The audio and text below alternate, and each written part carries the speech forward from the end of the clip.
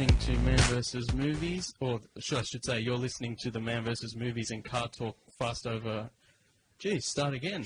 I'm not used to introducing two shows at once. Well, let's call it Man vs. CarTorque. Man talk. Man Talk. You're listening to the Man vs. Movies CarTorque Fast and Furious crossover special live on 98.9 Northwest FM. I'm James, the host of Man vs. Movies. I'm Matt from CarTorque.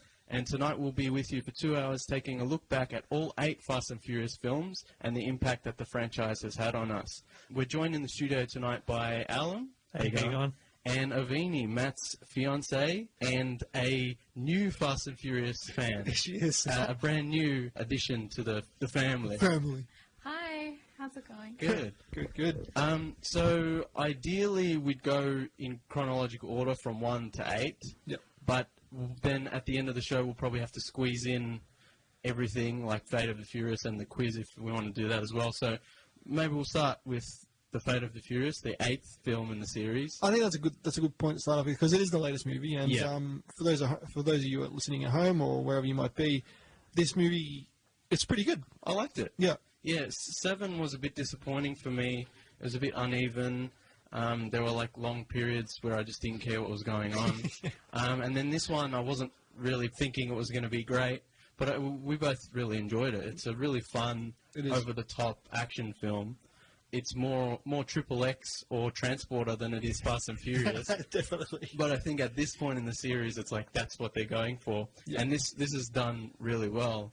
They executed it well, I think, even though it's like a big dumb action movie. But that's the point of it. I mean, like we've talked about it previously. The Fast and Furious series, especially, has reinvented itself. Yeah. And because look, from the last one being as disappointing as it was. I mean, they did have the unfortunate death of Paul Walker and a whole range of events that kind of ruined it. But this one kind of really I think it was took surprising, it back, and it was really good. And I know you and especially me, I didn't expect it to be as good as it was. Yeah. I've seen it twice, and I enjoyed it both times. It was directed by F. Gary Gray, who directed Straight Outta Compton, that came out a couple of years ago. I enjoyed that as well. Which is a good movie. He also directed The Negotiator, which came out in 1998, which is a really good action thriller with Samuel Jackson. Yeah, I've seen that. That's one I recommend. And he also did The Italian Job, the 2003 version, which has some cool kind of Mini Cooper car chase scenes. It wasn't as bad as I thought it would be. Like I've watched it a few times. Yeah. I have enjoyed it. I mean, when I know you don't really like Mark Wahlberg, but he's terrible. Yeah. But when it came to because I've seen the original and I love the original. Yeah. I'm like, oh, here we go. They're gonna really rightly screw this. It was well good and watchable. I think F. Gary Gray was a really good choice to direct this movie because he does a really good job coming to the series in the 8th film and bringing everyone together. At this point, there's like 100 main characters, and it's crazy over the top. There's submarines and satellite weapons, and it's more like a James Bond movie almost. It is. It's almost like Die Another Day levels of craziness. But whereas Die Another Day was a terrible, terrible film, this is really well executed. It has really good special effects. If you've ever listened to the show before, I hate CGI. And this film uses a lot of CGI in ways that it's not obvious. Yeah, it's done really well, actually. It's done really well. And, of course, there are a lot of, practical stunts, like car stunts and stuff like that. And they do a good job with that. The camera works really good with the car chases and such. The opening car chase is really cool. Yeah, the first car race is really good. Yeah, the race, I should say. It's, it was good to hear him using some car terminology, like talk about wastegates and boost and stuff. Yeah. And it was really good that they kind of harked back to that. Now you say that.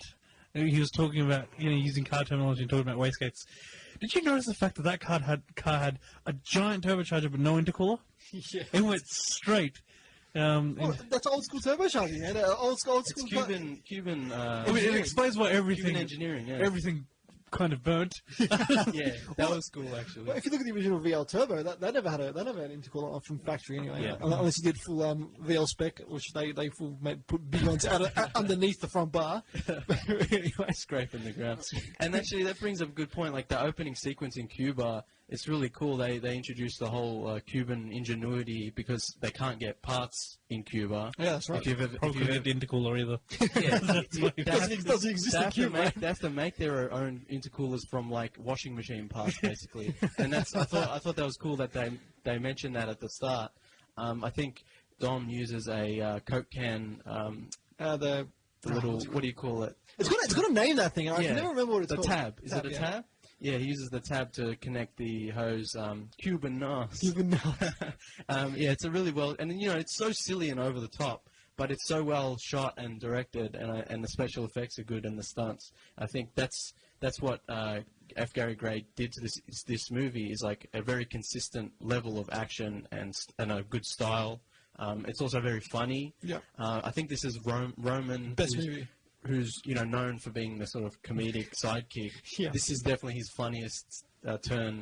Tyrese Gibson's funniest turn as Roman. And I reckon he killed it. He did really good job. Really funny. And even Shaw, Jason Statham as Shaw. Take it Shaw, yeah. In Fast and Furious 7, obviously he's the villain, and he's kind of just grunting. And in this film, he becomes more like the transporter. He's like quipping. His one-liners. A lot of one-liners in this.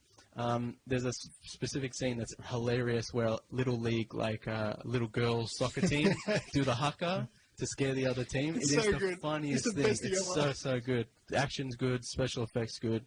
What I liked is the plot is stupid, but it's simple. It's not hard to... It's not. So Fast and Furious 7 was very convoluted. There was like 600 villains that had to go to this country, do this, go to this country, do that, get the microchip, get this. It's like, It was who too cares? much. It was too This one, it's like, One objective, It's that's one. Yeah, it's one thing, and it's consistent throughout. And I think that's why I enjoyed it more than 7. I also liked it more because Letty had more to do in this movie. She did. In 7, she doesn't really do anything. In 5, she wasn't in it at all. 4, she wasn't in it hardly at all either. So it's good to see her get to do stuff. It was good to see that. Like, she actually showed a lot of emotion because Letty's usually a really hard-ass character. Yeah. And she really kind of wears the pants in the Toretto relationship. And so for her to really some of her acting was actually really, really good. When she was The character stuff in this movie is actually really good for a big kind of crazy, explodey action movie. All the character and emotion is pretty well done. Like, the character stuff is pretty good. There's a lot of good. There's a prison escape scene where there's a really cool fighting and kind of parkour style action. the choreography for that was really good as well. Yeah, it's really well shot. Jason Statham's really good at. I think he's a black belt in karate or some martial art, so he's obviously good. And obviously The Rock is. He's The Rock. He's The Rock. So. That's all he need to say. And there's also a scene where the villain, Cypher, played by Charlize Theron, hacks into all the self-driving cars in New York. That was crazy. There's all these self-driving zombie cars heading toward. It was like if you've ever seen World War Z, where all the zombies are like a flood, and it's like that, but with cars. But the thing is, it's stupid, but it's really well done. All the practical effects and the CGI blending in, and it's just crazy, and it's a lot of fun. I was laughing the whole time because it's just so over the top. The best part though, was when they actually did the scene. The cars coming out of the parking garage. Yeah, where they're all flying off. That water full of cars. That was insane. They actually destroyed God knows how many cars. It was insane. And I thought the way they executed that around the limousine was just on point. Yeah. Dom's Plymouth GTX in that scene is also really, really cool. That's cool. It's fully armored and it's got bulletproof glass and stuff, so you can ram through any obstacle. It's a really cool scene. Pretty much at this point, if Fast and Furious 10 doesn't take place in space, I'm gonna be a bit disappointed, really, because it's just so over the top, and they've been one-upping themselves in each movie. Which is good in a way. I mean, because it's you're looking back, you're far out. They've just gone. They've went ham every single movie, Yeah. but it's turning it up each one. Yeah. And it makes you think, what can they do next? Space. Yeah, I think, like I said, wasn't expecting it to be that good, but F. Gary Gray did a good job, and I'm kind of hoping he comes back for the next one, or at least they can get someone who will continue this sort of consistent style, even though it's going to keep getting crazier and crazier. We'll go to a break. Afterwards, I guess we'll start from the start, the beginning, and work our way out back to 7. Go through all the Fast and Furious films and what they meant to us growing up. First song I'm going to play is Nitrous by BT. BT did the soundtrack for the first Fast and Furious film. Personally, I think this is a great soundtrack and is the best Fast and Furious soundtrack. I rewatched all the movies for this show, and honestly, first one's the only one with a really good soundtrack. BT's phenomenal though. Like Yeah, he's done he a did lot a of really work. good job. And this is the opening track from the movie called Nitrous. So we'll be back after this break and this song with the Man vs. Movies CarTorque Fast and Furious crossover special. We're back on the Man vs. Movies CarTorque crossover Fast and Furious special. Got it right that time, James. It's a mouthful. That's a mouthful. So before the break, we were talking about The Fate of the Furious, the 8th film. I'm kind of bummed out they didn't stylize it as F8 of the Furious, just because it's so stupid, like too fast, too furious. Yeah. They actually wrote Fate out properly. We were talking during the break about Scott Eastwood's character, Little Nobody, who is like this, super secret agent. Who I think Scott Eastwood does a good job. Yeah. It's a pretty okay character. Scott Eastwood's looking more and more like his father, Clint Eastwood, every day. But we were talking about how he's definitely there to replace Brian. Unfortunately, Paul Walker, who plays Brian, passed away. And it did feel a bit wrong, especially if you're a fan of the series and have grown up with it. It was a bit hollow. Especially because in the New York scene, he's driving a sports car. Like, it's also blue. It was a BRZ. It was a BRZ. Yeah. It's also blue, and Simmons of the Escort. Brian's Skyline. Most of his cars were blue in the series, so it's kind of like a Brian car for this kind of Brian replacement character. And later on, especially, he started using a lot of Subarus. And, and his replacement once again gets Subaru in the final, I guess, end of the film as well. So it's not bad. It's just something that we felt, watching it did feel a bit off. Yeah, well, I mean, they could have done it differently. They could have, but I'm not to say how they would have done it because I'm not, a movie producer. But I just feel it's a bit. I just reckon they should have made his character not trying to be another Brian. He's a cool character. Don't get me wrong, but they could have made him not trying. Especially because he's like a cop as well. So it's like again like Brian. Maybe they could have gone a bit different in that direction, but should have made like the Gallo 24 guy. They should bring Tanner back. Tanner's the best. Oh, man. Speaking of Tanner, the first Fast and Furious film, The Fast and the Furious, came out in 2001, was directed by Rob Cohen, who directed Daylight from 1996 with Sylvester Stallone, which is an action movie I've always loved since I was little. He also directed Triple X in 2002, so he did Fast and Furious and Triple X one after the other, both with Vin Diesel. The first movie was based on a Vibe magazine article about the underground illegal street racing culture of LA. It was called Redline, wasn't it? The original, the article. Yeah. So the story was based off of that. But the basic premise or plot pretty much follows Point Break, 1991 action film. It's pretty much the whole thing. Pretty much just Point Break, but with cars instead of surfing. And it also has that bromance element between Vin Diesel and Paul Walker that's similar to Keanu Reeves and Patrick Swayze, except maybe a bit less overt as Point Break. But anyway, it's a really fun film. This is, for me, the best Fast and Furious film. It will always be the best one. Just everything about the soundtrack. It's infinitely quotable. Every line is a good one-liner. You can quote it. The action is great. I love all the characters. I remember all their names after, I've seen it a million times, so that helps. But, like every character has their own distinct personality and look and own car. Yep. The cars are all cool. The racing's cool. Great action. It's just a lot of fun, and I think they'll never beat it. I know personally, it's my favorite as well. Not just because it's so quotable, but because it was everything that was the car culture back then. Yeah. And it's everything that's... Well, I mean, looking back at it now, a lot of the cars are really, really riced out. But... Yeah. But that was what it was. That was the point. That was based on the LA street racing culture, which is the import scene. Yeah, so it was a time when Hot Import Nice was around and stuff like that. And the actual the main cars, but believe it or not, James, in this movie were owned by actual people, and they were rented by the movie. So for example, like the Supra and the Eclipse. They were actually owned by... Are you saying the main cars or just all the background cars? The main cars were actually owned, like the hero cars, because they blow 30 of them up. Yeah, but the main hero car was actually owned... Also, they were based... All the replica cars that they can blow up and race are based on one actual street racing... Real car. So, for example, Craig Lieberman, he worked in the first and second film. Yeah. That Supra was actually his car, and the Skyline GDI and the second one was actually his car as well. Okay. And then they just used... another like they used for the stunts, copies of them. Like they redid them for like the actual hero shots. They were actually the real I didn't deal. know that. So they're like authentic 2001 street racing. That's what they were. Imports. Yeah, that's cool. There's a lot of great cars. A Supra. Everyone wanted a Supra when this movie came out. It still looks cool, even with the cheesy decals on the side. Even the Eclipse the green Eclipse. That's cool. It's a cool car. I like Letty's Nissan 240. 240, yeah. That's a nice. I like the color. It's like a burgundy kind of color.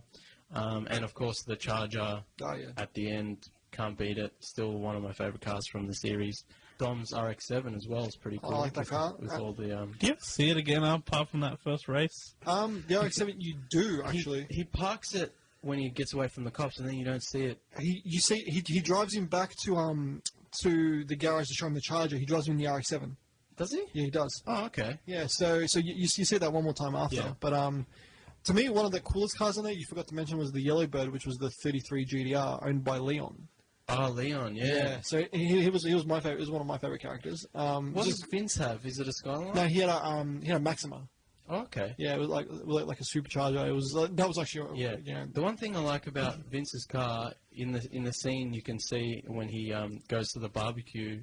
And he leaves. He does a massive burnout. Yeah, he does a massive burnout, but he doesn't have a spoiler, and I like that because all the cars in this movie have massive spoilers, and some of them look better than others. Yeah. But his one doesn't have a spoiler. I always like that about that. And we forgot the Honda 2000. Honda 2000. It's got more than 100 grand under the hood of that car. Don't do it, Jesse. Don't do it, Jesse. There's so many great characters and so many great quotes. Paul Walker as Brian O'Connor. Vin Diesel as Dominic Toretto, Michelle Rodriguez as Letty, Jordana Brewster as Mia Toretto, Chad Lindbergh as Jesse, Johnny Strong as Leon, Matt Schultz as Vince, Ja Rule as Edmund. This is back in 2001 when Ja Rule was a thing. Ja Rule was a thing.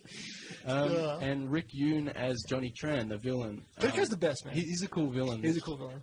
What I like about this movie is like the emotional stakes are high, and even when something happens to the villain or the heroes, you feel it, or you understand what's going on. You understand the motivations behind it.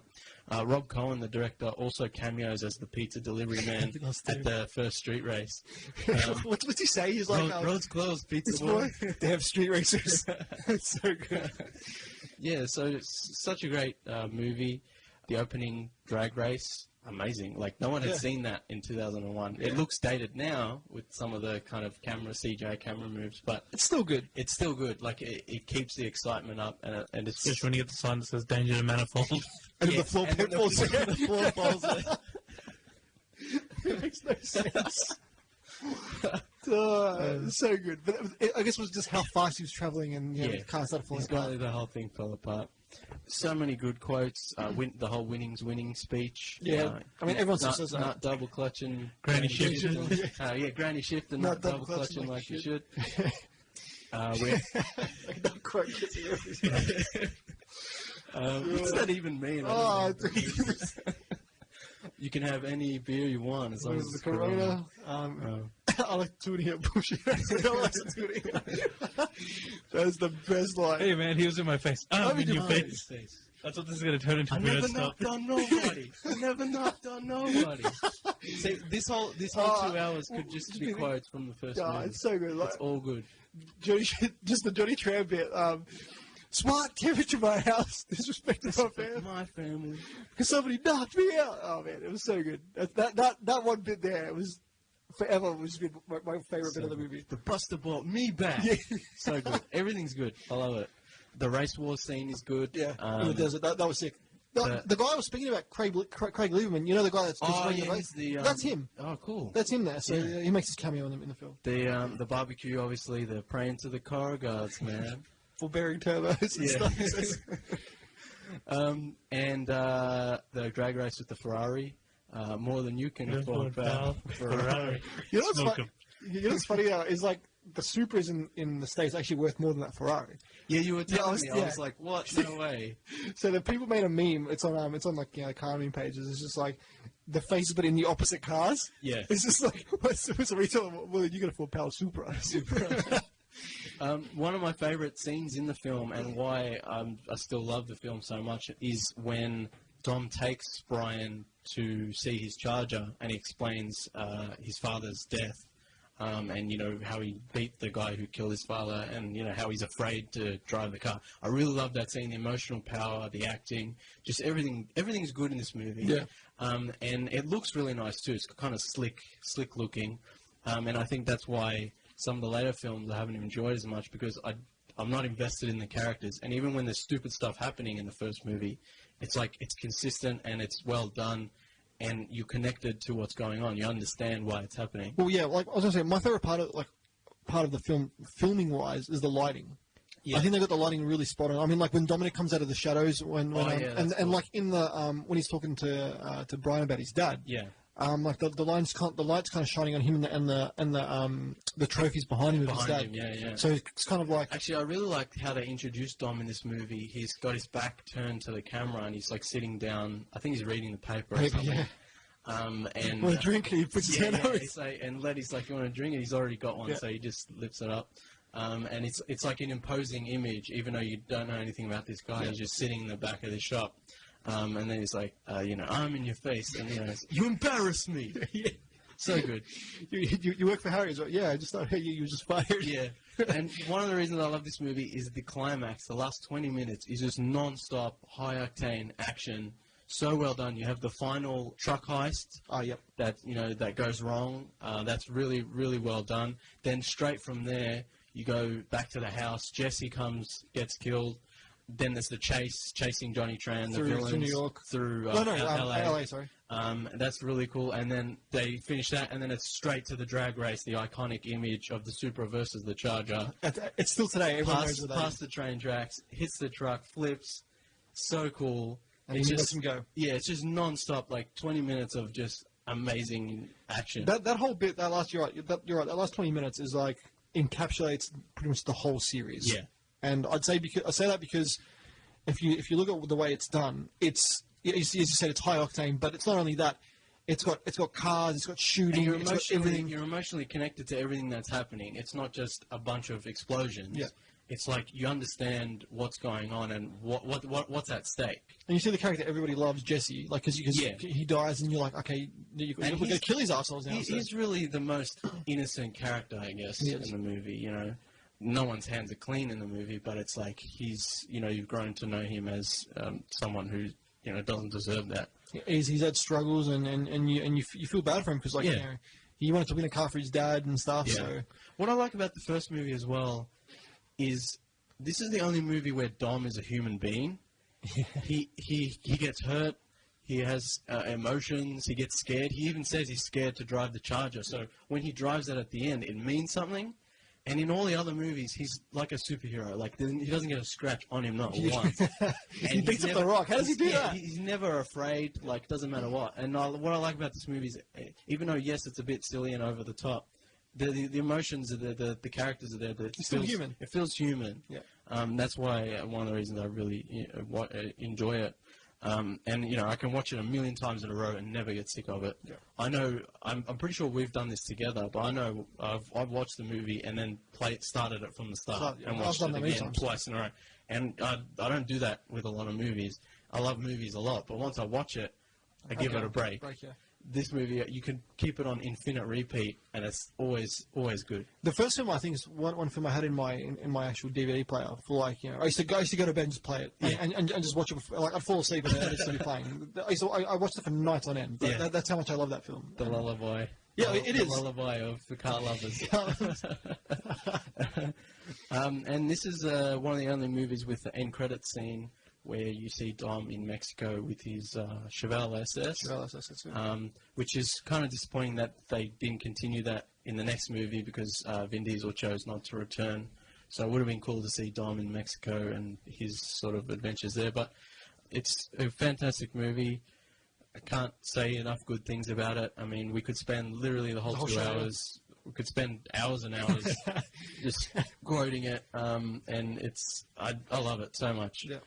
Ovini, what's your take as the newcomer, as the I actually enjoyed the first Fast and Furious, Yeah. probably a lot more than I expected to.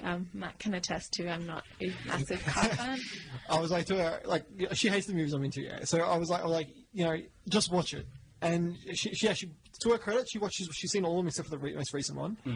And I think the first one's still your favourite out of all of them. But you could relate to the characters. Yeah, exactly. You can relate to the characters. It's funny, realistically looking back, the movie's literally about like stolen DVD players. Yeah, it's dated in a lot of ways. Yeah, definitely. Especially considering how much action is involved, you'd think it would at least be involved with narcotics, but it's not. I think the point was they were trying to make the characters likable, even though they were criminals. Yeah. Because if they were drug dealers, then it's like, oh, these guys are the scum of the earth. But The Robin really, Hoods. Yeah, really, they're Robin Hoods. They steal. Get out of here, bye. They steal DVD players and stereos to fund their mods, basically. And yeah, it has dated in some of the style, but none of it's like embarrassing. You can watch it, and a lot of it looks really cool. As weird as it is to say, it is a timeless movie, even though it's so dated now. Yeah. It's weird how that works. Yeah. Like the cars dated. It's hard to everything. explain. Yeah, but it's still very, very watchable, and it's like still the action's good, and it looks like if that had modern cars, it'd pass it as a modern film. Definitely, yeah. Pretty easy. Yeah. We'll go to a break. I'm going to play Deep Enough by, is it Live or Live? I think it's live. Yeah. Anyway. It's a good song, this one. It's a good favorites. song, again, from the first Fast and Furious soundtrack, the best soundtrack.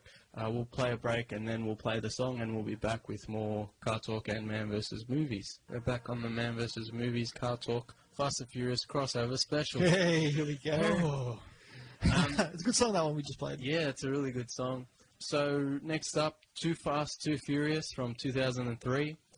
Directed by John Singleton, who's known for directing Boys in the Hood from 1991. Paul Walker returned as Brian O'Connor, but Vin Diesel decided not to return. So Tyrese Gibson plays Roman Pierce, who becomes an important part of the series. Yeah, he does. Eva Mendes as Monica Fuentes. Ludacris Bridges as Tej. The actor. Chris Bridges, the actor. Ludacris, the rapper. As Tej, who again becomes another important character. Devon Aoki as Suki. And Cole Hauser as the villain Carter Verone. This is a fun action movie. It's not as good as the first. Somehow this is more dated than the first movie.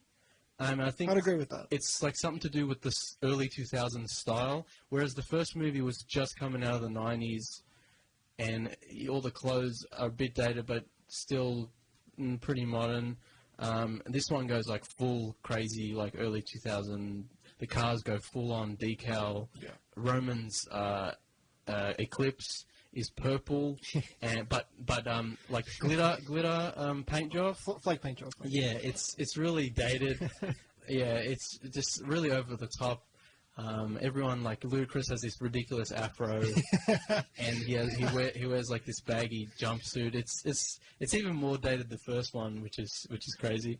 But I don't think the cars aren't as cool as the first one. I don't think They're not as memorable except for like a couple. I mean, like they have the GTR at the start, which that was his first kind of foray into skyliness. Brian's silver and with the blue The blue stripes. Yeah, And then the only other car that like you can really want to recommend his Evo. His Evo, yeah. The green one. Even that looks nice, but the paint, the decals dates it a bit. Yeah. And there's a couple of muscle cars. Yeah, there is. Which are pretty cool. The Yenko Camaro and I think it was a Challenger as well, actually. Yeah. Yeah. So they were cool cars. Yeah. The music's in this one's not as good, but there is some good sort of action. The opening car race, I should say, is not bad. That's good. There's a scene in the middle of the film where the villain is like torturing a guy, and he like puts a rat on his stomach, and then like puts a bucket over the rat and heats up the bucket so that the rat tries to escape. So like, good. Falling I into love the that guy's bit. skin. I love that And bit. it's honestly the most crazy, coolest bit in the movie because that's it's kind of dark. Yeah. And the rest of the movie is kind of crazy. I wish Ryan could come back, man. Like he was such a good bad guy. He's in jail, so he can escape and be in Fast and Furious 9 or 10 or whatever. He's a good villain. Yeah, Cole Hauser's good in this movie. But I think the reason this movie is fun to watch is because Roman is really funny. We're hungry. He keeps the energy up. Yeah, we hungry. Doctor says I got a high metabolism. I want my cutter back. I want my cutter. I love that. I love that's my favorite bit. Yeah, all the best lines are from Rowan in this movie. The other characters aren't as memorable. Tej is not bad. He becomes important later on. Yeah. Suki never came back. They should get her back. They should get her back. She was a good character. Suki. Yeah. Jin as well as Jimmy, the mechanic. Yep. I'm a budget mechanic, but I overcharge. The end scene is not as good as, the emotional stakes aren't as high. It becomes a bit more about fighting a drug lord in this one. And the end scene, it reminds me of, that Starsky and Hutch where they drive the car into the boat. that literally happens in this movie as well. So it's a bit more over the top and not as good as the first, I think. Ejectocito, cuz. That's the best. It's a lot of fun, though, I think. Any final thoughts? I liked it. I mean, it's good. It's fun action. It is. When this movie came out, I was in year 6, and it was like I saw it. I actually saw it the night of my graduation, and forever it will like always be pinned in my mind. Yeah. That moment, not because of back then, but because of like. That was when like cars for me. Like I've been always into cars, but that like after seeing the first one and seeing this one, I'm like, oh my god, like cars are just the best thing in the world. And then so everything starts to laugh. But it was a really. It worked at the time, I think, really well, and it's still a fun movie to watch. Yeah, it's dated, but it's still a lot of fun. Yeah, I mean, it's not as bad as like It doesn't look as nice as the first either. It doesn't. That's why I said the first one. The lighting was really good, and it's I think everything about the first one has been talking about before was just on point. The second one, it's a good movie. It's very watchable. Yeah. But it's just not as good as the first. Yeah. I guess we'll move on to The Fast and the Furious Tokyo Drift, which came out in 2006, directed by Justin Lin, who was only known for directing a movie called Better Luck Tomorrow in 2002, which is actually a really good drama, which I recommend to people. None of the original cast returned, so Paul Walker and Vin Diesel decided not to come back, so they decided to sort of reboot it with a new cast. Lucas Black as Sean Boswell, Little Bow Wow as Twinkie. I mean, I guess if Ja Rule is in the first one, then Little Bow Wow can be in the third one, but it's like, this dates the film even more than Ja Rule does. Yeah. It's really embarrassing. Brian T as DK, the Drift King, and Sun Kang as Han, who's one of the best characters, and who comes back is an important character later on. That just shows how much he was loved, because like no one else. Yeah, everyone hated everything else in the movie except for Han. And Sonny Chiba plays Uncle Kamada. Sonny Chiba is like a legendary Japanese martial arts actor. He plays the sort of Yakuza boss in this movie as well.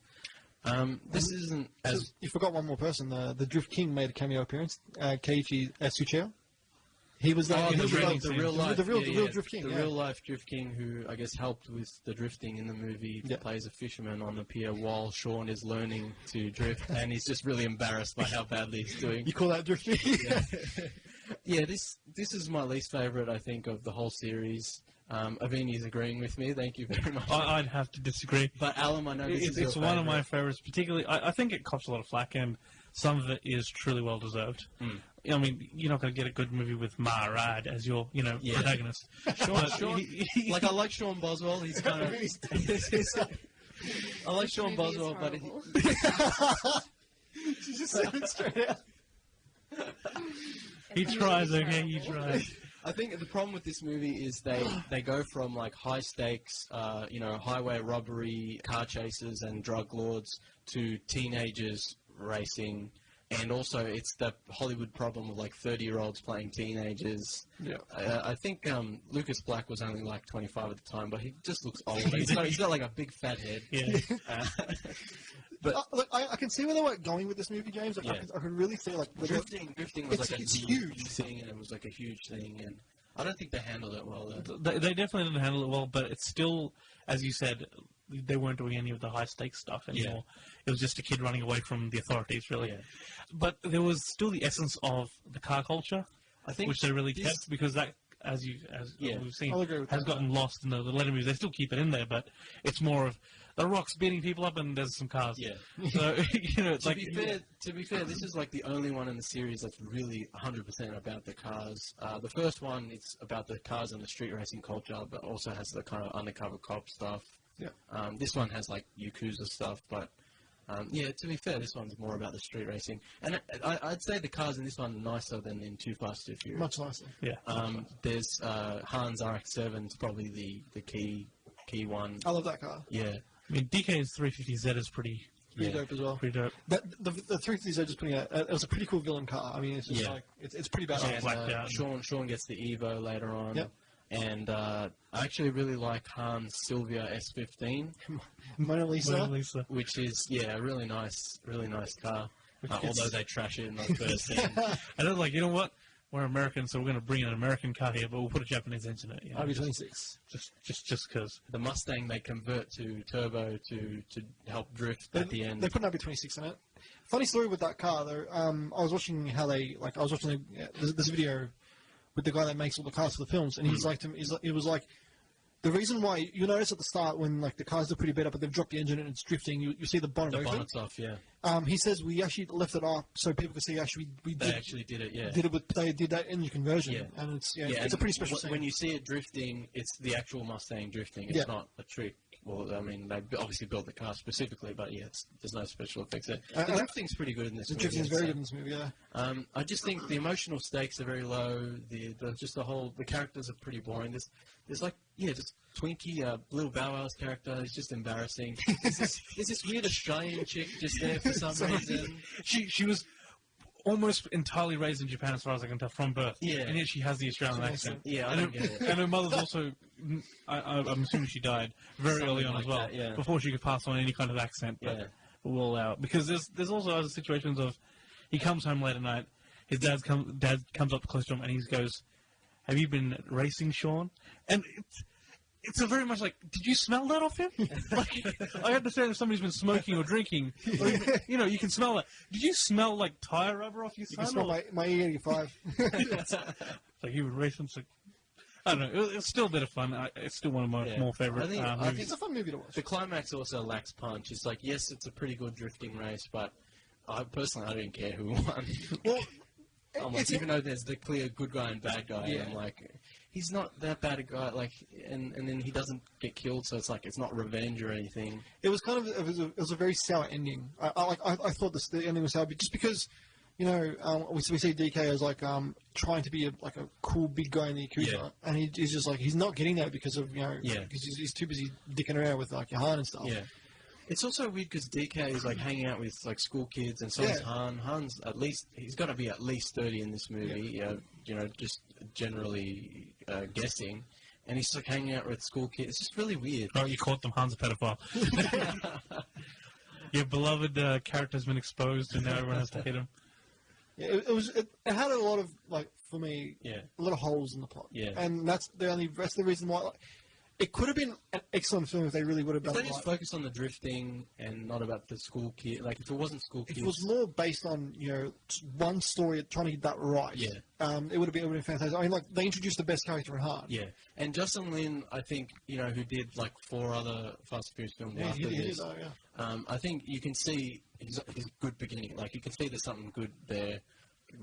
At least trying, and he gets better later on with the series. And Vin Diesel cameos as Dom right at the end, drifting a muscle car against. Spoiler alert! If you watch, the later movies, he allegedly wins. He allegedly wins. You don't get to see the race, but I mean, he's Dom. He never loses. He never loses. Yeah, that beast has never seen a set of tail.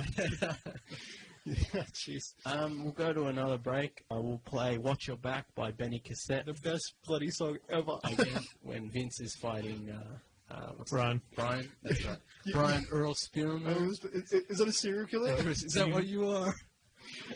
You just can't get in the ring with Ali because you think you can box. He knows I can box. So we'll play this. We'll play a break, play the song, and then we'll be back with more Fast and Furious after this. Watch your back. We're back on the Man vs. Movies CarTorque Fast and Furious crossover episode. So I guess we'll move on before I run out of time. The next film in the series was Fast and Furious from 2009. They dropped the Yeah, this is the fourth movie in the franchise. So I guess most fans refer to it as Fast and Furious 4, but it was released just as Fast and Furious, just to confuse people. It was directed by Justin Lin again, and this returns this marks the return of all the original cast. So Dom, Brian, Mia, and Letty return. Han rocks up just at the beginning in like a sort of small role. And they introduce Gal Gadot, or Gal Gadot, I think is how you pronounce it, but that sounds wrong, as Giselle. And Don Omar and Tego Calderone as... They basically play themselves. I think later in the series they call them Leo and Santos, but honestly it's Don Omar and Tego, basically. And they also have Shea Wiggum as Agent Stasiak. Stasiak's the best, man. He's a funny character. And John Ortiz as the villain Braga. So this is kind of more a cop thriller with a few kind of car scenes. I felt a lot of car scenes. Yeah, I felt this was like a major lead-up movie This was the movie that broke the line between cars and more action films. Yeah. So it's a bit dull, I think, this movie, but it had to be because it's like a lead-up film for the next. You can see the change they're going for that they fully go for in number 5. You can definitely feel the change coming. Yeah. It's more like cop thriller action movie. I think the first half is pretty good. You know, obviously the original cast returns, so you get good character stuff. But at the end, they don't really stick the landing. There's the premise of the kind of villain's sort of what he wants the characters to do is, I think, was a bad idea, and then the way they execute it is even worse. Because they literally end up driving through a CGI tunnel. That was the worst bit. In a straight line, and you can tell even the cars are CGI. Like it was poorly executed, and even just the idea of we're making a car chase movie, let's have them drive in a tunnel in a straight line. It was a bad idea. But there is a pretty good street race in the middle of the film, where you first see Brian's blue Skyline, which I think is one of the nicest cars in the series. He's had, I agree with that. Just that it was clean. That's why. Clean. The fact, the first movies had all the decals and the spoilers and yada yada yada. All the racing. Oh yeah, so much racing. And this is like just that really nice plain blue. Bayside blue, I think. It's called, It's just one of the nicest cars, I think. There's a nice mix of Japanese imports and like American muscle in this movie, I think. There's the opening sort of truck heist scene, which is for the most part pretty good, except some weird CGI at the end where the truck turns over. It goes over the Grand National. The Buick Grand National is a really cool car. I love that car, like all black. It's a badass car. Rims, black everything. And this is the first time we see the Impreza, I think, at the end. Yes. They're driving through the desert. Which I think Brian drives later, another one in the later films. In terms of Brian, it's kind of like a first change of the car. It's like a change of the guard in terms of his cars, because he has rally kind of based cars after that. He still has his GTR, but he gets like the Escort and he gets like other WRXs and. If it was like Brian has Skylines, GTRs, and rally cars, Imprezas, and the Escort later on. So it's kind of like they're his kind of cars, and they're usually like blue, or have blue trim or whatever.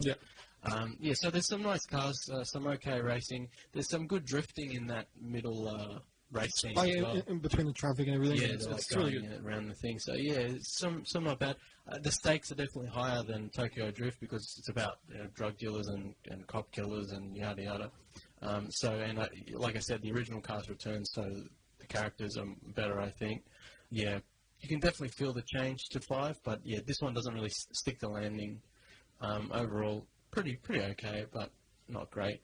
It's as you said, it's an okay film, and it definitely doesn't stick the landing. But as I said before, it's more of a lead-up film, and that's the way it's always felt. Like every time I watch it, I'm like, okay, now I got to straight away watch 5. You can see where it's leading to, but as a film, it's like it doesn't.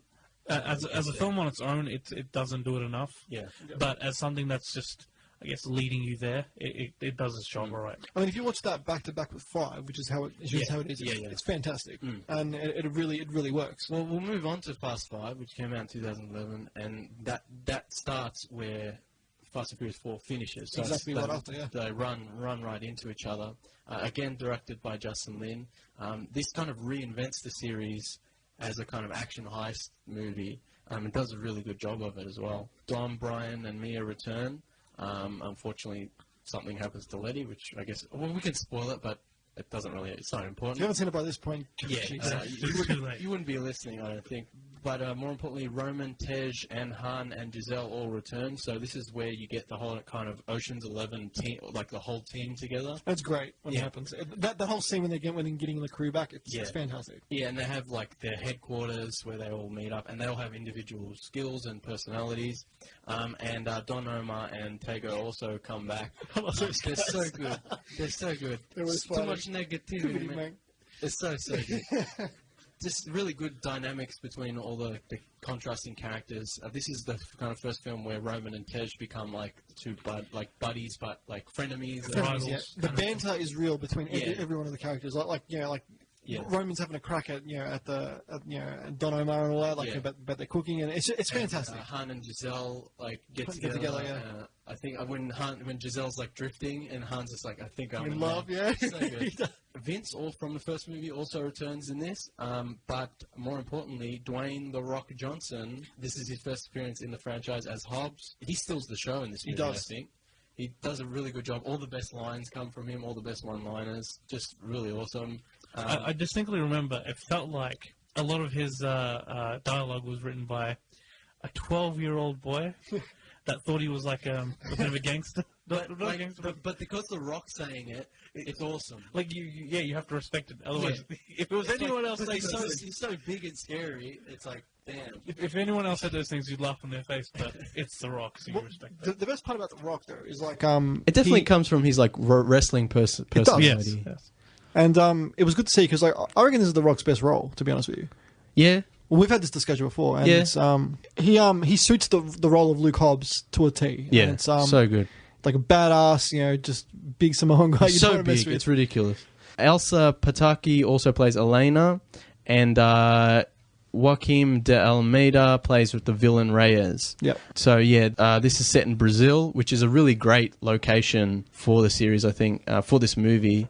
There's a really cool foot chase in the favela. Yeah, that was a good. Which is really cool, like parkour kind of jumping. Poor people's homes. Yeah. There's some good, on foot and shooting action in this movie as well. So this is less about racing, but there is good, car related action. There's some nice cars, they get cop cars that are Dodge Chargers, I think. Yeah, they are. Yeah. That's a cool scene, and have an automatic car drag race, in which they're downshifting. But we'll let that slide. They're always shifting in every movie, up, down, sideways. The 30 speed gearboxes they have. They've got 100 gears on these cars. You also Brian has a 71 Skyline at the beginning, which is actually a really cool car because most Skylines you're used to seeing 90s. Versions or the later versions, late model ones, yeah. There's some some cool races. Probably the highlight is the end vault heist. Oh, where they attach the vault to the back of the Chargers with cables and drag it through the streets of Rio. Yeah. And it's just crazy. It's really well done. The special effects are really good. Stakes are high, action's good. And they're just drifting, around the corner, dragging this, I don't know, vault. 20-ton vault over, and it's just rolling and smashing through buildings. It's crazy. So good. So how we destroyed the poor people's houses at the start, and now we're going to destroy the rich people areas as well. Yeah, equality. +5. +5. Equality. It's about equality. Yeah, but I think this just successfully changes the formula, reinvents the series as an over-the-top kind of action. Heists, Ocean's 11 style, all the team come together and you get all these new characters come in. The Rock obviously stealing the show. The Rock is always wet in this movie. Watch this movie, he's always drenched. And I know it's hot in Brazil, but it's ridiculous. He's just dripping wet the whole time.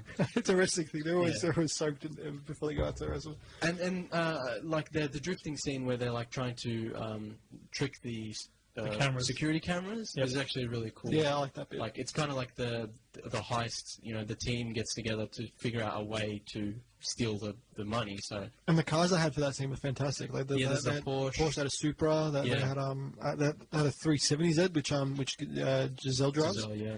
That it was altogether though. This movie's fantastic. Yeah, and it's really probably after the first one. This might be my second favorite? I really like this one as well, number 5, because one, because there's a baby involved, but yeah, like you also like you like all that little baby stuff, so but I think because it like really kind of brought the whole family inverted commas back to it. And it actually had more of a storyline Yeah. than all the previous ones. well, Yeah, it's more like cops and robbers and drug dealers and the heist. Yeah, there's more going on. Yeah. Without being convoluted. Yeah. And at the end, Eva Mendes as Monica Fuentes does a cameo, and we learn some stuff about Letty, which will lead into the next film. We'll go on a break, I reckon. Yeah, sounds before good. we do the next easy. movie. So we got Fast 6 and Fast 7 to go, and we've been through all 8. Yeah, I mean, we're actually doing pretty well for time. I guess we'll go back to the first one and do all the quotes again. Just have a quote session. Visualize to win, man. You got to listen to me, Jesse. Leon's the best. We'll talk about the end, but Leon doesn't return in any of the other movies, and I'm still disappointed. He'll come back. Eventually, he'll come back. So next song we're going to play is Norega by Organic Audio, which is played in the party scene when Dom and Brian return from the street race. The Buster brought me Buster brought me back. And he gives Brian Vince's Corona. He's like, take that. So we'll play a break, play the song, and we'll be back with more CarTorque and more Man vs. Movies after this. We're back on the Man vs. Movies and CarTorque Fast and Furious crossover special. So we're up to Furious 6, the 6th film in the franchise. It came out in 2013, again directed by Justin Lin. Dom, Brian, Mia, Roman, Tej, Han, Giselle all return. As does The Rock. As does Hobbs and Lena as well. And Letty returns as well, so that's cool. And Braga and Stasiak have from the 4th movie, have a funny cameo. Well, Stasiak does anyway. Full Stasiak. I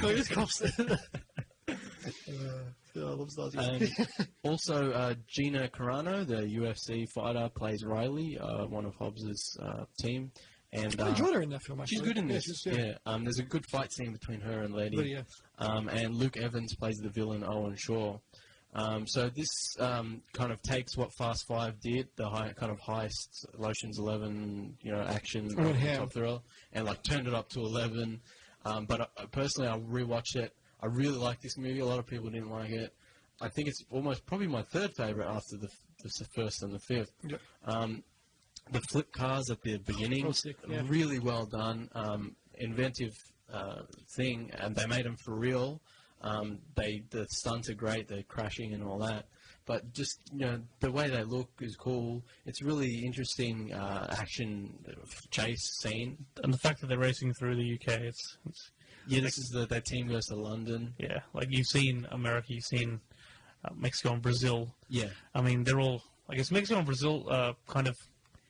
You work them together, whereas America, that's this one thing. But just looking at I guess the London kind of scape and just like that city kind of driving there, and it was a different experience. It's kind of nice. And they bring in UK specific cars as well, which the Interceptor, which is not really a thing from the other movies. So this is a perfect time to do that.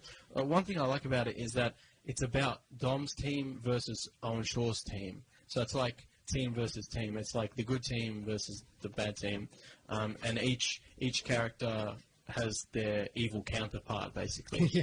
So that they even joke about it. Roman jokes about how it's like there's like the evil doppelgangers from the other side, and Roman's really fun in this. You can definitely see Roman getting more and more comfortable in the team. I guess you could say. And the auction scene where they buy all the cars they need is really, really funny. I'll take the shirt too. Yeah. And there's really good hand-to-hand fighting and combat in this. Yeah. Like I mentioned, Gina Carano's character versus Letty. Not only is it really well shot and choreographed and performed, but the emotional stakes are like Riley is a good guy at that point in the film, and Letty is technically a bad guy. She's turned to the dark side, but it's like you still want Letty to win because she's Letty, and so it's like you don't know who to go for, and they're just like they're in the underground, the London tube station, and they're just like smacking into each other and doing all the UFC. And if they fall down, I remember they fall down the escalators. MMA, the MMA style, like flipping and grip, I don't know, grip locks or whatever you bloody call them. Yeah, grapples and grapples. I think that's right. There's a good street chase. I always say chase. Street race. Letty and Dom race through the streets of London. They like drift through like Piccadilly Circus. Really cool. Letty has the Jensen Interceptor, like you mentioned. It's a cool car. Interesting British car, but with an American engine. Yeah. So that's why the kind of her love for American muscle kind of it's like that's the car she got when she was in London. And there's Dom's Charger Daytona with that ridiculously huge spoiler. That's how they were back then, though. It's really cool. It's cool, it suits that car well, and it looks cool. And they have a really cool street race. And of course, at the end, probably one of my favorite bits is the freeway chase with the tank. They got a tank. And this introduces one of my favorite cars, if not my favorite car from the series, Brian's blue Ford Escort. So good, this car. Which is so cool with the roll cage and the fog lamps. Yep. And it's just like ripping down the freeway, and he like jumps off the embankment, goes over the top of the tank. He rallies it. What it's made for. He rallies it and like smacks down on the other side. And then Roman, who's in the white Mustang Fastback, jumps out of his car at the last second as it goes under the tank and gets crushed, and like jumps through the air, lands on the Ford Escort. It's just crazy. So good. This movie, like you said, goes ham. Yeah. But all the stunts is really well done. It's executed really well. The stunts and special effects are really good.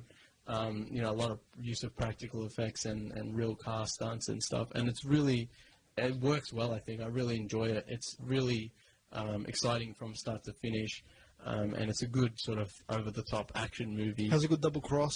Yeah, which you don't really see coming. Like usually you do. I remember watching it like, oh crap, I didn't see that coming. Yeah. There's like interesting character stuff. Like there's the dynamic from Fast 5 with like the Ocean's 11 style team. But then you got like the ladies on the bad side. You've got double crosses on this side and that side, and the team are working to clear their name to get pardons by fighting against the evil version of themselves, basically. So they want to get back into which I think back home, it works well. And I think this was Justin Lin's last Fast and Furious movie, but I think he does a really good job. I think it's his best. Like, well, in terms of what he used with, Yeah, and I think you can sort of see him saying goodbye to the characters. The opening scene, the opening race is really, really good, even though it's really short. It's Brian's GTR versus Challenger, wasn't it? Challenger, yeah, Dom's Challenger. And they're like going through the windy cliffside road of Spain, I think. Side by side, Yeah, and it's just really well shot. And this is the opening of the movie. It just goes bam. And then the opening credits is like a recap of all montage of all the previous films. And so you can sort of see Justin Lin saying goodbye to the series. And he does a really good job with this movie, I think. It has a lot of great action. It's funny. I like the bit where the tank comes out on the freeway, and Tej is like, they got a tank. And then he's like, we need to go to Plan B, Plan C, Plan D. We need more alphabets. Yeah, that's it.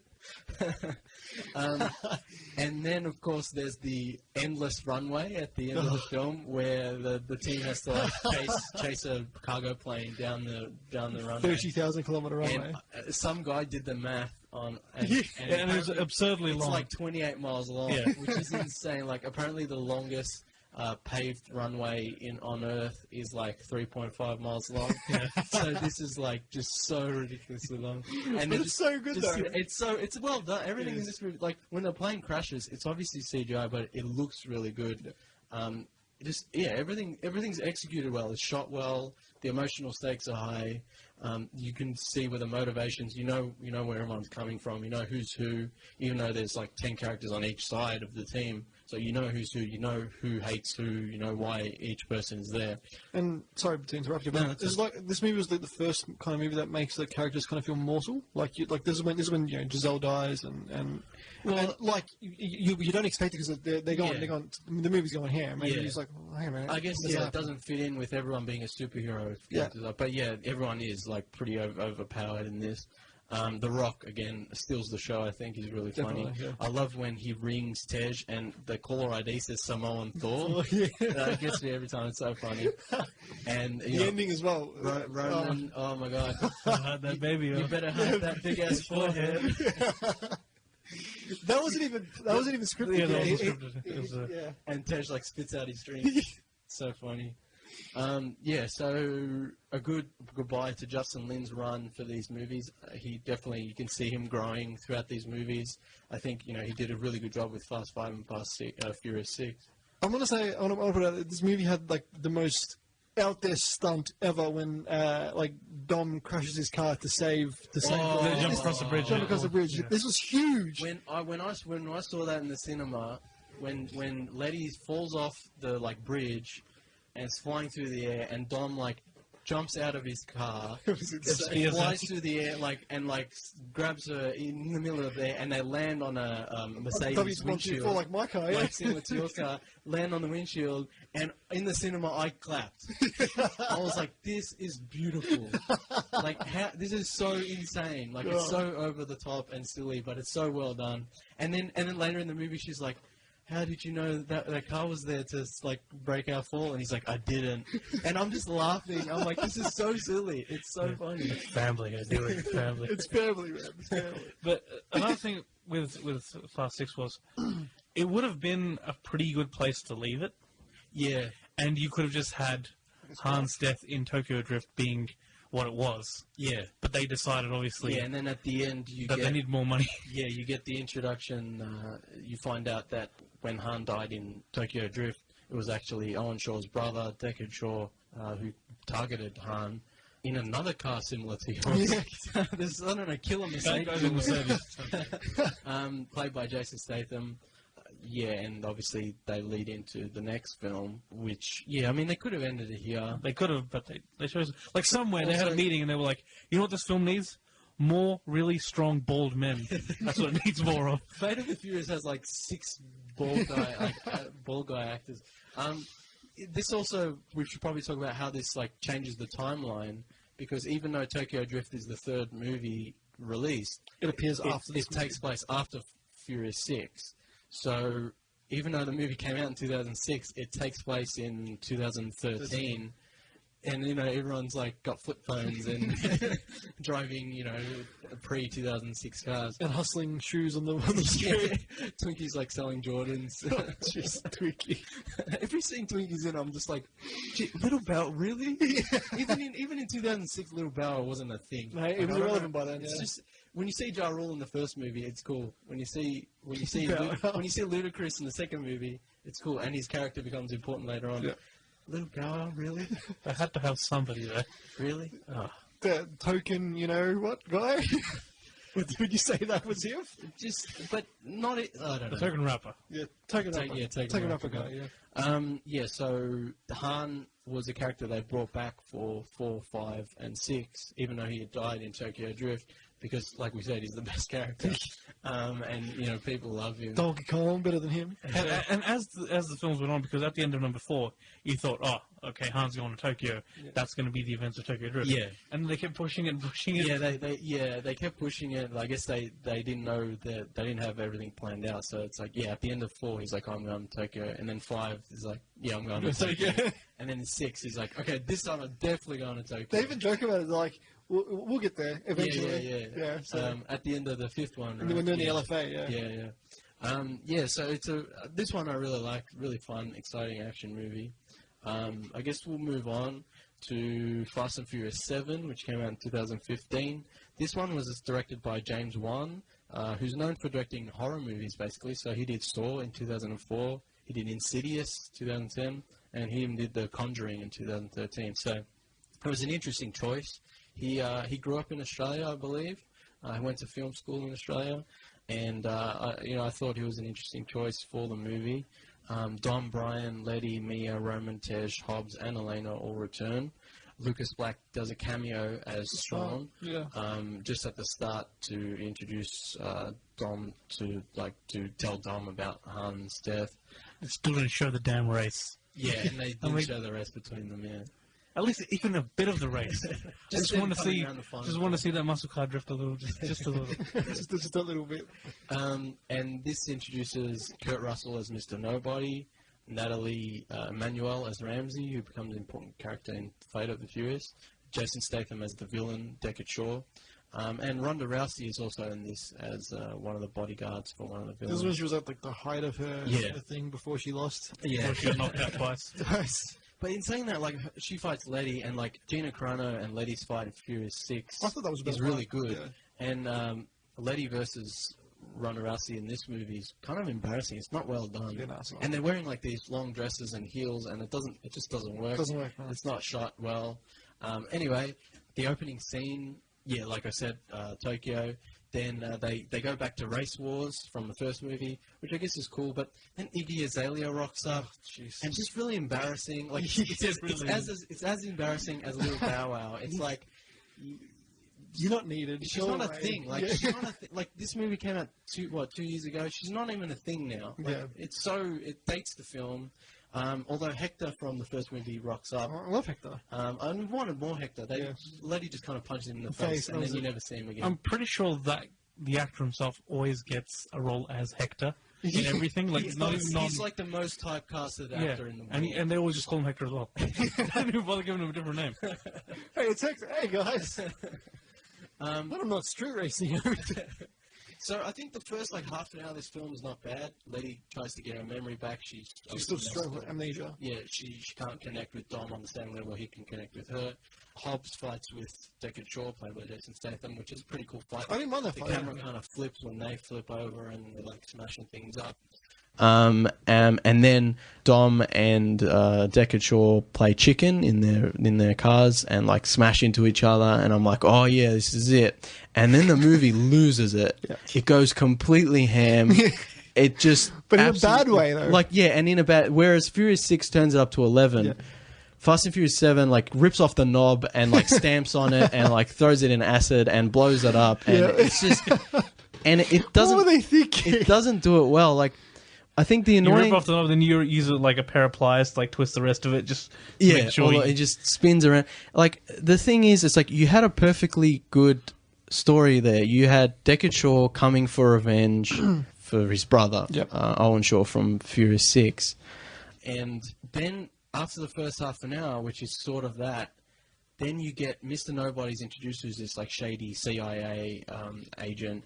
And then they have to go to Azerbaijan and find a hacker named Ramsey because she has a program called God's Eye, which can find anyone in the world instantly using all the camera technology in the world.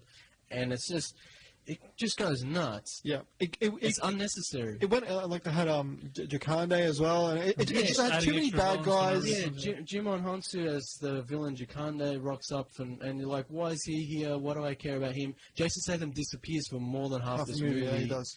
And really the movie should have just been him versus Dom. And instead you get all these other villains, all this other stuff. And just, like, I enjoyed the scene where they did take the trip to, I believe it was Dubai. Or was it one of the Arab states, the Gulf states? I enjoyed it a bit, but it was very unnecessary. It's like, oh, there's a USB there. We have to go. Yeah. And then the USB is magical inside of a car, inside of a building that you need to then drive through 2 different buildings. Yeah. It was very unnecessary. They end up, that forest scene is silly because it's like, why are we here? Why are we going to care? But it's actually shot really well. Like, Brian gets another Impreza.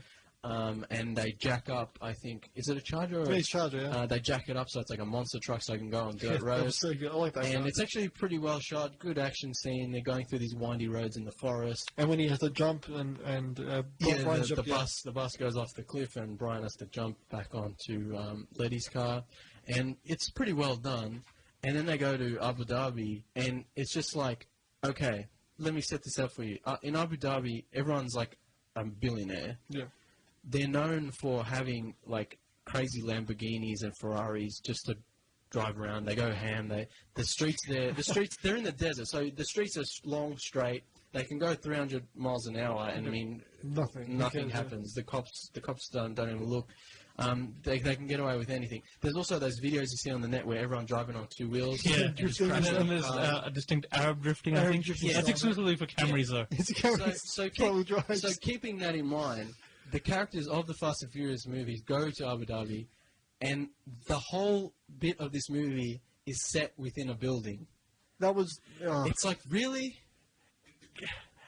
Like, you can't drive a car in a building. I mean, they do.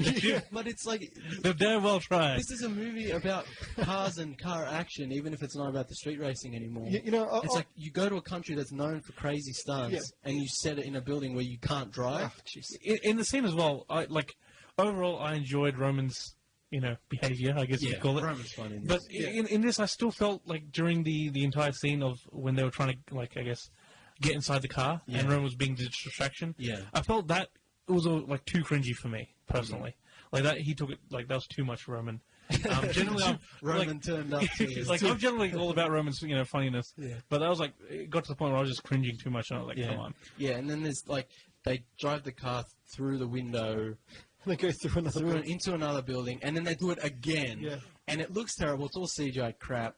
And it's like, it's a movie about car chases, and you've got a car in a building, and you smash it, and then they leave. Like nothing No happened. consequences. And there's a Letty versus Ronda Rousey fight, which is no good. And it's just... I remember talking to Ovini about this as soon as it came out. yeah. Because I went and saw it. I went and saw it with you. Yeah, we were left disappointed. Yeah, we left disappointed, and you went and saw it with my sister Ovini, and you came back to me, and you're like, "That sucked." I remember you were explaining that, and because you enjoyed the last two, like the 5 and 6 were good, and you came back, you're like, "What the hell did I just watch?" Yeah, it was pretty terrible. Yeah, I love Avini. She loves the good ones, and she hates the bad ones. She just gets it. But the worst part is the ending. It's like they go back to LA, their home turf. It's like you've got this great sort of action movie premise where they have to get close enough to the villains to hack into their device, but also stay away so as not to get killed.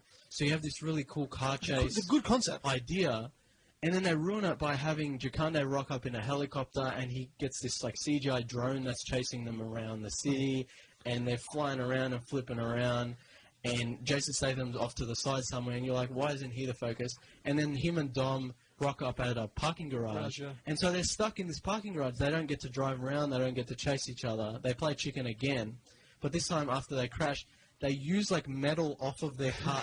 Jason Statham uses metal off of his car as 2 swords, and then Dom just happens to have 2 5-foot wrenches Just out of nowhere. in his car, and they use them as dual swords, and they fight. It's the stupidest thing. I saw a redo of that with lightsabers. Yeah. I think I tagged you with that. Yeah. They edited lightsabers over. Yeah, it's so stupid. It's like, what? And then, literally, Dom breaks the concrete. the concrete, and it falls on Jason Statham, and he doesn't have a scratch on him. It's so the whole thing is just so poorly done and mishandled. I think I also didn't appreciate the fact that The Rock was just, miraculously in the hospital because he was filming another movie on the side. Yeah, this is as well. The Rock gets out of action for almost the whole movie. Although when he does, he's got his arm in a cast, he's like, "Daddy's got to go to work," and he breaks it. That was cool. So but he's not in the movie, and then he rocks up at the end and doesn't really get to do much. And then it's just the series went from over the top to just plain dumb in this movie. It just wasn't well done. But the only good bit was The good part was the end. Unfortunately, Paul Walker passed away during the filming of this movie. quite early on, I think. He did about half of his shooting, and so they had to complete the film using body doubles and CGI, which unfortunately, added to the disappointment of the film. But even if he didn't pass away, it's still what they were doing with this movie. It's a bit crazy. They got it wrong from the start, I think. But unfortunately, they did have that added problem. His brothers had to help, as doubles, doing his voice and stuff like that. So there's a lot of scenes where Paul is have a weird CGI face, and he's kind of just standing in the background, not saying much. Yeah, it doesn't help. Unfortunately, I think the filmmakers did a good job, with what they had to do. But yeah, the ending, But how they the retire ending where they retire Brian's character is the best part of this movie, and is handled really well. Considering the rest of the movie isn't so good, they handled this the best way they possibly could have. That's what everyone was saying. How the hell are they going to do this? Yeah. Are they going to kill him off, or what are they? I thought there's no way you can convincingly retire the character without killing him off. But the way they send him and Mia and their newborn son off, It was fantastic. it's so well done. even the special effects, even though with the CGI, his face, it's really well done. And The car choice. the fact that he's driving his white Supra, that Paul Walker's personal car that he actually owned, and Dom has another Charger, always Chargers, and they're driving down together and they split ways. It was handled really, really well. Done very well. And I think this is where the series probably could have ended, and it would have been fine. But having said that, 8 was good. Yeah, that's the thing. Is like I was surprised. We saw 8. We weren't expecting it to be any good, and it's actually it's consistent. It's well done. Well, the things with 8, everyone thought they were going to turn it down. They didn't turn it down as per se, but they did. They had a simple story, and that's the other thing. Fast and Furious 7 is so convoluted. There's 100 villains. They're going to Azerbaijan. They're going to Dubai. They're going back to LA. They're going here and there and the other. And it's 8 is silly, but it's its plot is simple. You can follow everyone. The villain there's one villain. It's got the haka. I mean, come on. Yeah, the little girl's doing the haka. It's consistently it's done. The style is good. The special effects are good. So it was surprising for us really. Matt and I were actually watching Fast 5 when we heard that Paul Walker passed away. Yeah. So I mean, not only is that a unfortunate coincidence, but I mean. That shows our emotional connection to the series. It was just insane. We couldn't believe it. Well, we were devastated. After. Yeah. I mean, speechless. My dad walked in. He's like, "Oh, did you hear?" I'm like, "Hear what?" And Yeah. He's like, "Oh, Paul Walker died." I'm like, "Yeah." First thing I said was BS. I'm like, Yeah. "You're talking crap." He's like, "Go look at the news." It was everywhere. Yeah. And then, that was nuts. We couldn't believe it. We were watching him on the screen, and then we heard, and we were just like, "Oh my god." It was terrible. Rest in peace to Big Paul Walker. But it did damage the series. I'm not gonna lie. Yeah. As good as 8 was, it kind of still felt a bit hollow. Yeah, and like we said, Little Nobody, played by Scott Eastwood, is kind of like the replacement Brian, and there is that weird feeling of should you be doing that? It's like, you don't know my real dad. It's not really necessary. Overall the 8th one was pretty good, and a step up from 7. I think. It was, to be honest with you, just underneath 6 in terms of how good it was for me. Yeah. Or close to one par. It's not as good as 5 or 6, but better than 7. Oh, much better than 7. Yeah. So it's worth checking out, especially if you're a fan of the series and if you like big dumb action movies. But one thing I want to mention before we go to a break is Leon never returned. From Bring the him first back. Movie. Vince returns, Letty returns. It's like Cyborg Jesse. Yeah, Jesse. I mean, Jesse died, so it's like you can understand. But Leon, you got to come back, man. I checked the actor Johnny Strong. He's only done a few movies, so I don't think he's retired, but he's not really known for his acting. Yeah. Apparently, he's like a rock singer. He has a band and stuff. So Right. I don't know if he's not interested in coming back there. But I mean, it'd be cool to see him come back, and hopefully he doesn't die when he comes back. Yeah, but bring Leon back. Bring him back. We should start a petition for 9. We'll go to another song. This is Debonair by Dope, which plays in the first movie when Johnny Tran's house gets raided by the cops. Good song. So we'll be back after this break. We're back on the Man vs. Movies CarTorque Fast and Furious crossover special. So it's time for the famous CarTorque car quiz. It is. Matt does this on every episode of his show. He quizzes guests about cars. But this, of course, will be a quiz about Fast and Furious. It is. It's the Fast and Furious special version of the quiz. So, should we play your famous quiz music? My famous crappy quiz music. Molto Dramatico music? Oh, man, you have to play it. All right, there we go. All right. So, can I have a pen, James? There you go. And a piece of paper. This shows how unprepared we are on radio. Yep, there's community radio for you. Question 1. So Alam's in the hot seat. I'll help out. You'll help out. I got to turn this. I know all the movie questions, but I don't know the car questions, so I don't know how much help I'll be. Question 1. Jesse built his car with who? Oh, I know this one. I would have said his dad. It was his dad. Yeah. Question 2. He built it without brakes. Anyway. No calipers on the front. So that's why he didn't stop. When It's taken to the car wash. Question 2. Leon drove what type of car? Ooh, I don't even know this one. Yeah, neither do I. I mentioned it before. We can pass. We'll pass for now. Question 3. What body kit was used on the RX-7 driven by Han? I know this. I'd say the Velside. The Velside kit, that's right. What else would it be? It's probably the only good body kit that's been... Yeah, well, Dom's RX-7 is Velside as well. It is Velside kit, yeah. Question 4. In the latest movie, Deckard Shaw drives what car in New York? You saw it today. Damn it. He's got a Jaguar. I'd like to say F-Type, but it didn't. It is an F-Type. Okay. Yeah, well done. That was a hard one. I didn't expect you to get that. Because I knew I was like, a British man driving the Jaguar. You know, That worked out as you well. do. And bloody, what's his name? My Bentley! Yeah. Of course, Roman has the one car where the harpoon comes from the roof, so of course he has to flip over. He's such an idiot. Jeez, Roman is such an idiot. Yeah, so good. Question 5. The Skyline GTR appears how many times in the franchise driven by Brian? Okay. Are we counting R35s? No, the Skyline GTR. So the R34. Okay. So we had him in number 2. We had him drive one in number 4.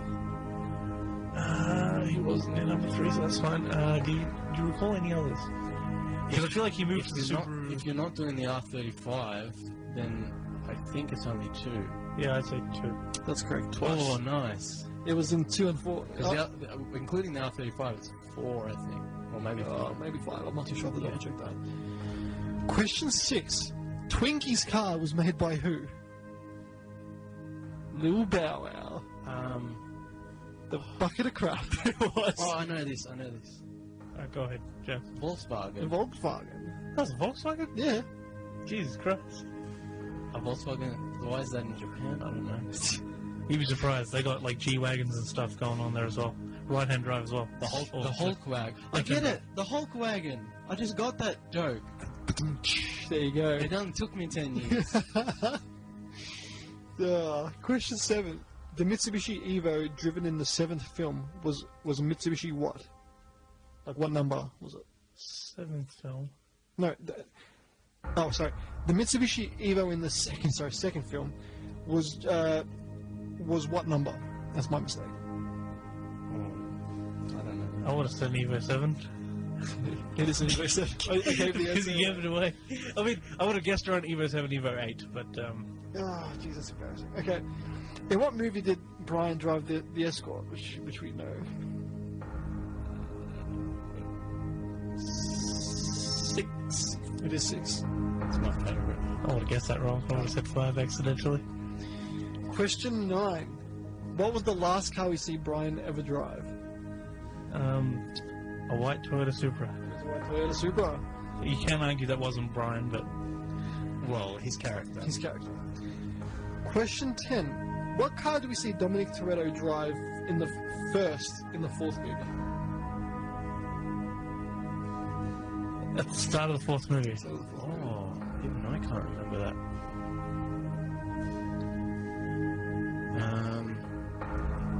After he escapes from prison. Wait, 4th movie, we're talking, he's in Mexico stealing petrol. Stealing fuel, yeah. As Dominic Toretto would. Oh, I know. Go ahead. The Buick Grand National. Buick Grand National. I was thinking the prison scene was the first scene, but it's the last scene and the first scene of Fast 5. Yeah. Yeah. That's a nice car. It is a nice car. Question 2. Leon drove what type of car? I don't remember. It's not a Nissan, not a Toyota. Is it a Nissan? I'm not saying anything. Letty drives a Nissan. Who drives the Nissan Maxima again, or was it the... Oh, Maxima was Vince. Vince? So it can't be a Nissan, right? What country of origin was I it? cannot tell you because I will give it away. Come on, give us a hint. Well, that means it's No. not Japan, right? Because if that'll give it away, that can't be Japan. VL Turbo. You guys got no idea? We'll take it for half a point if you give us... I ain't giving you nothing, No. nah. Just, yeah, tell us. we could take a guess at least. Alright, Well, he said VL Turbo. What's your guess? No, that was a joke. So it can't be Japanese because if you said Japanese, all the cars are Japanese. So can't be Honda, Nissan, Toyota. What other import cars do they have? Damn it. Because Jesse was driving the Volkswagen. Yeah. He was driving the It Jetta. wouldn't, it's not a Volkswagen. Oh, man. No idea. I'm going to feel stupid when you say it. Just say it. That's it. Give up. Yeah, that's it. We go. I mentioned it before. The Yellowbird, the Skyline GDR, the 33. Oh, it was a Skyline. Ah, Streets Closed, Pizza Boy. damn. Had the scanner and everything. Cops, go! Bring Leon back. Yeah, we need it back. Hashtag bring Leon back. I feel like this was a record-breaking. This was attempt. 9 out of 10. Oh, That's nice. You guys were on top of the ladder. So, to be fair, we did work together, and all the questions were pretty easy. They weren't Especially, easy. especially if you've seen the movie 6 million times. Like we have. Yeah, so that was the famous CarTorque car quiz. I guess we'll play one more song and then we'll wrap it up. Sounds good. We'll go to Superstar by Saliva, which plays when the Brian Supra versus the Ferrari pal. Yeah, so we'll be back. What's the retail on that Ferrari, James? A lot? We meant to say more than you can afford. No, he Come says, on, man. He says, a lot. Yeah, we'll be back to wrap up the CarTorque and Man vs. Movies Fast and Furious special after this. We're back on the Man vs. Movies CarTorque Fast and Furious crossover special. Hey. We'll just wrap up. Thank you, everyone, for listening. Hope you had as much fun as we did. I think this was a pretty good episode. It was a lot of fun. It's a franchise that we all love. Yeah. And, it's had its ups and downs, but definitely more ups and downs. Yeah. And it's good to see that the 8th one was good, and it's brought it right back. They've said they're going to do 9 and 10 and like finish the series. And then do a spin-off. They've said they might do a spin-off with Hobbs and Beckett Shaw, Jason Statham's character. I hope they do that, because that'd be a really cool, funny buddy cop. We said when we were disappointed by 7, we should say that they should end it, and then they should do a Hobbs spin-off with The Rock. Yeah. They should do like a Tej and Roman spin-off, like a funny, But yeah, Well, what they'll actually end up doing is a new spin-off series with Dom and Brian's son. Yeah, eventually, yeah. I mean, now you've got baby Brian and Brian's son Jack. So yeah, you have Brian and They're Jack. just cousins in the fighting and future. punching us. They have futuristic cars in that version. In those versions, yeah. They'll be F-Zero. Yeah. I mean, it's like I said, if they don't end up in space, I mean, if they don't end up in like Rainbow Road or something, like F-Zero X or something, then I'll be disappointed. But yeah, hopefully they can continue this kind of They're actually pretty end up with consistent like the stuff. Star Wars races. Yeah, Pod pod racing. racing. Yeah. So thank you everyone for listening. You can like and share the Man vs. Movies Facebook page. You can find our old episodes on Shout Engine. Matt? Yeah, it's the same with me. You can find our CarTorque Facebook page. It's Car, Torque. It's CarTorque with Matty J. And our podcasts are on Shout Engine as well as on iTunes. So if you missed any episodes, we've got almost 50 of them. We're almost up to 50 shows, which is pretty good. You can tune in and jump on there and get all the ones you've missed. There'll be definitely something on there for all different car enthusiasts. We've went through a whole bunch of topics, so Yeah. you'll find something you like. Tuesday night's the best night. We It got is the me. best It's Man vs. Movies at 6 p.m. Then CarTorque right at 7 p.m. after that. I guess thank you to Alam and Ovini for coming in as well. No problem. Thanks pleasure. for having us. And yeah, tune in next week at 6 p.m. Stick around later for Matt's show at 7 p.m. We'll go out on Night Rave by BT from the Street Wars scene from first Fast and Furious movie. Until next week, Do we do our famous sign-offs? I'll say catch you later. Take it easy. And also, no crust. No crust.